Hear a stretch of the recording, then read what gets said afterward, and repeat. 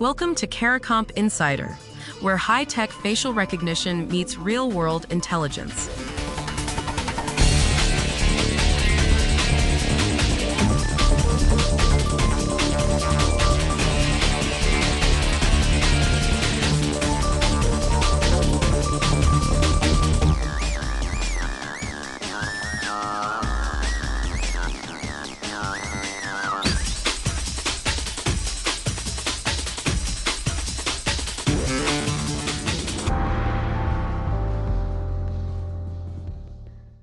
That voice on the phone, the one that sounds exactly like your boss, someone can build a convincing copy of it in about 5 minutes, not hours, not with a Hollywood studio. 5 minutes, a few photos, and a short clip of them talking.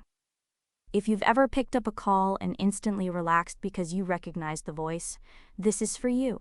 That flash of recognition, that, oh, it's them feeling, your brain treats it as proof. And for 200,000 years, it was proof. You could only hear someone's voice if they were standing near you. But that ancient wiring is exactly what makes today's fakes so dangerous. The scary part isn't that a fake can fool you once. It's something quieter, and I want to walk you through it. So why is a familiar voice no longer proof that a real person is on the line? Let's start with what's actually happening in the business world right now. Companies aren't fighting voice cloning, they're adopting it on purpose. A brand records one executive, then uses a cloned version of that voice for training videos, customer service, and internal broadcasts. Modern systems can carry a single voice across 30 to 100 languages and still sound natural. According to industry analysts, within 2 to 3 years, most companies making more than 50 videos a year will have a synthetic avatar workflow running right alongside their normal production. This isn't fringe technology, it's becoming standard office plumbing. And that matters to you, because the more often you hear cloned voices in everyday business, the more normal they feel. Now to the part that stopped me cold. The detection problem.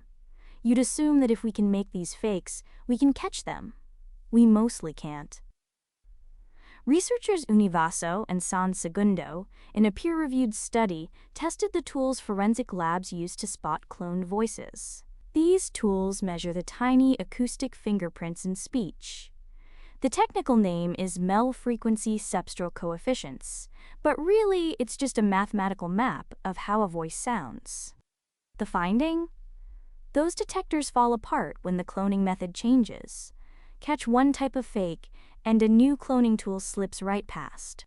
Detection is always one step behind the people making the fakes.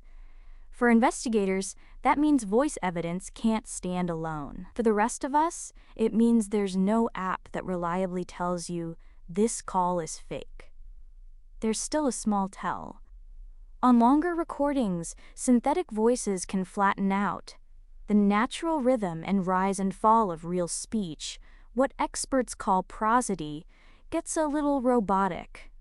But that gap between near-perfect and perfect shrinks every few months. So think of voice and face as two ID cards someone shows you. 20 years ago, a familiar voice plus a familiar face equaled a real person. But once your company has openly cloned your boss's voice and face for its own videos, your brain loses its warning signal. You've been trained to accept that voice plus face equals normal, which is exactly what makes an outsider's impersonation nearly invisible. Here's the twist that flips everything. The approved, legitimate clones are what make the criminal ones so hard to catch. Normalizing fake voices for good reasons is quietly disarming the alarm bells you'd need for the bad ones. So let me leave you with 3 sentences you can repeat to anyone. A convincing copy of someone's voice and face now takes about 5 minutes to make. The tools meant to catch those copies still fail whenever the fakery changes. So a familiar voice or face is now just a signal, never proof.